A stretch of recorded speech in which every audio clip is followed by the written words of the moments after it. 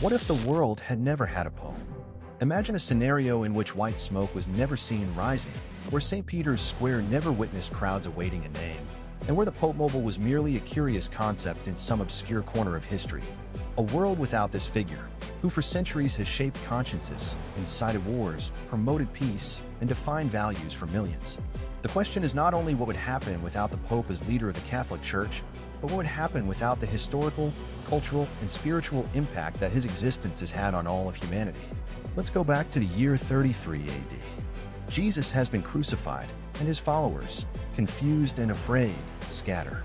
In our real historical timeline, one of them, Simon, called Peter, becomes the point of reference. In Rome, years later, he dies a martyr, and with him begins a succession of bishops who, in time, will be known as popes.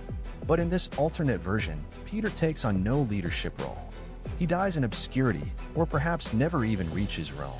The Church is never organized. The Vatican is never founded. There is no apostolic succession. The figure of the Pope never appears on history's board. Christianity, then, becomes a collection of scattered beliefs, interpreted differently in each region. Without a central authority to define which texts are valid and which are not, the Bible is never canonized as a single work. Perhaps dozens of Gospels circulate around the world, each with its own version of Jesus' story. In Africa, a mystical Christianity might dominate. In Asia, an ascetic, almost Buddhist one. In Europe, perhaps a more ritualistic form, closer to paganism. The divisions between doctrines would not emerge from rebellion, as they did with Luther centuries later, but from sheer lack of control. Faith would not unify, it would multiply. This world without a pope is also a world with a different Europe. Without a religious leader daring to challenge emperors. To understand the Pope's role in history, there is a key moment, the episode of Canossa in 1077. There, Henry IV, Emperor of the Holy Roman Empire, one of the most powerful men in Europe, faced off against Pope Gregory VII over control of the Church and the appointment of bishops. What began as a political dispute became a conflict between the power of the state and spiritual authority. Gregory VII excommunicated Henry, weakening his authority and forcing him to seek papal forgiveness. In the dead of winter, he crossed the Alps and for 3 days waded barefoot in the snow outside the castle of Canossa, begging for clemency. This humiliation showed that the Pope held a power strong enough to humble even an emperor. In a world without a Pope, as imagined here, that balance between political and spiritual power would not have existed. Henry would have ruled without religious opposition, and Europe might have been more violent, without moral limits on power. The episode of Canossa demonstrates that the Pope was not only a religious figure, but also a political actor essential in shaping morality, authority, and the limits of power in Europe. If the episode of Canossa represented the humiliation of an emperor, what happened in the year 800 was quite the opposite, a coronation that would shape the course of European history. On Christmas Day of that year, in St. Peter's Basilica, Pope Leo III placed a crown on the head of Charlemagne, giving birth to the Carolingian Empire and to the idea of the Holy Roman Empire, which would endure for more than 1,000 years. Charlemagne was much more than a king, a unifier of much of Europe, a warrior, a reformer, and a promoter of cultural revival.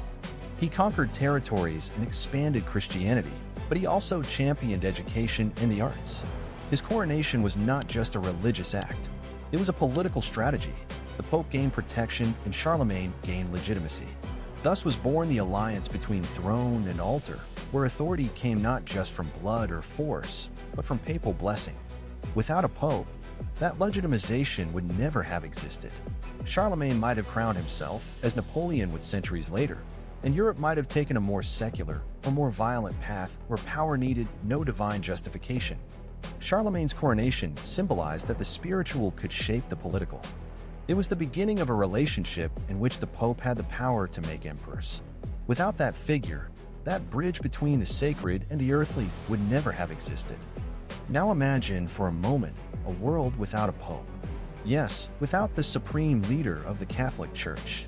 What would happen to power in Europe? Well, to start with, politics would have taken a completely different direction. The Holy Roman Empire, that vast empire that united half of Europe under one name, would never have existed. That's how strong the Pope's influence was. And speaking of epic history, the Crusades wouldn't have happened either. Remember those wars that sent Christian armies to the Holy Land to reclaim Jerusalem? Well, without Pope Urban II to spark the flame, Europeans probably wouldn't have gotten involved. Jerusalem would have remained in Muslim hands, and perhaps, just perhaps, centuries of religious conflict might have been avoided. Trade routes would have changed too, because cultural exchanges might have been more peaceful. Yes, but also less exciting. Less clash of civilizations, less mixing of ideas, and while that sounds peaceful, it could also have slowed progress. Now here comes the juicy part: European art and science.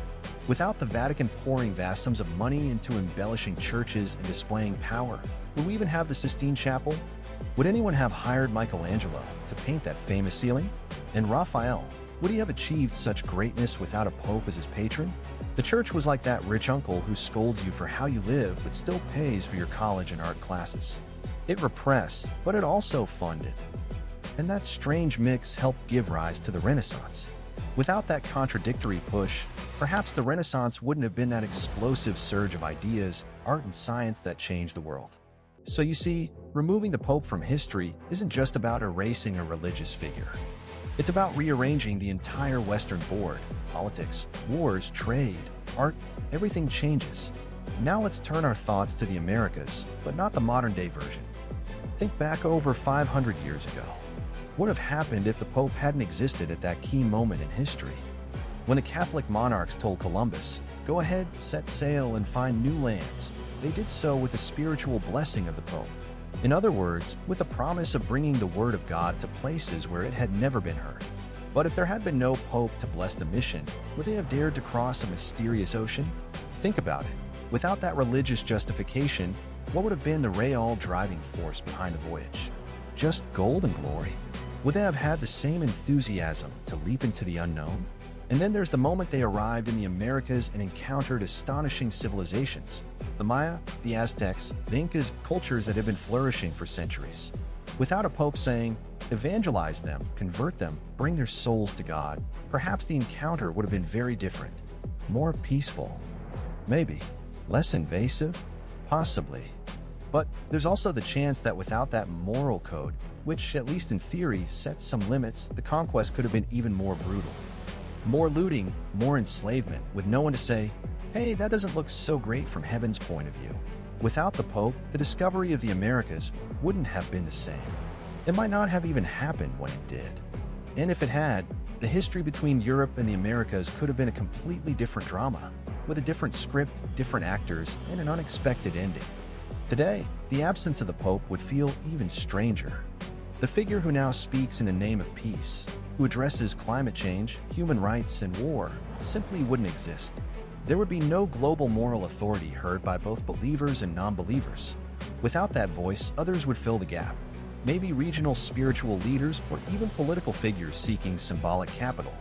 But one thing is certain, the world would be louder, more fragmented, with fewer bridges between the divine and the human. No one would have unified that message on behalf of billions. Human history is deeply intertwined with the history of the papacy. Its influence goes far beyond religion. It has touched every corner of Western civilization and left its mark on many other cultures. But imagining a world without it forces us to reconsider just how much we depend on symbols, on central figures to give us direction and meaning. Do you think the world would be freer or more lost without a figure like the Pope?